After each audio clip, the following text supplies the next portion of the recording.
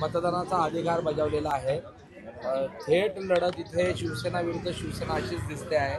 कसं पाहता, आज सकाळीच मतदानाला आलेला आहे? खूप उत्साहाचं वातावरण आहे आणि विधानसभा लढते याचा एक अभिमान वाटते। पहिल्यांदा या विभागातनं शिवसेनेतर्फे आणि महायुतीतर्फे महिला म्हणून मला उमेदवारी दिली आणि प्रचंड प्रतिसाद या विभागात महिलांचा आणि माझ्या इथल्या सगळ्या जनतेचा मला पाठिंबा मिळतो।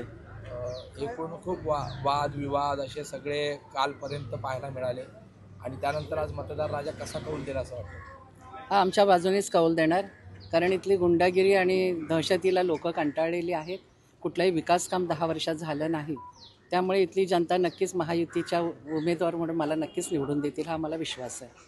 मगाशी सुनील राऊतांनी प्रतिक्रिया देताना म्हटलं की अगोदर एक ॲडव्हर्टाईज होती ऑनली विमल, तसं आता विक्रोळीमध्ये फक्त ऑनली सुनील राऊत असंच आहे। हा त्यांचा भ्रम आहे, तो 23 तारखेला भ्रमाचा भोपळा फुटणार आहे। मतदारांना काय आवाहन करणार? विकासाला मत द्या। जो विकास मी माझ्या 117 मध्ये केलेला आहे त्या विकासाला मत द्या आणि आपली विधानसभा विकासाच्या दृष्टीने त्या ठिकाणी आपल्याला पाऊल टाकायचे। अनेक प्रश्न 10 वर्षात इथे प्रलंबित आहेत, ते प्रश्न सोडवण्यासाठी या विधानसभेतून एक काम करणारा लोकप्रतिनिधी जाणं हे गरजेचं आहे आणि नगरसेविका म्हणून मी इथे बऱ्यापैकी काम केलेलं हे माझ्या सगळ्या विभागातल्या लोकांना माहिती आहे आणि त्यामुळे मला विश्वास आहे की लोक मलाच निवडून देतील। चुरशीचा सामना या मतदारसंघात रंगलेला आहे। इकडे राज ठाकरे यांनी 3 सभा घेतलेल्या आहेत, तर सुनील राऊत यांनी आपल्यावर काही अपशब्द देखील वापरलेले होते।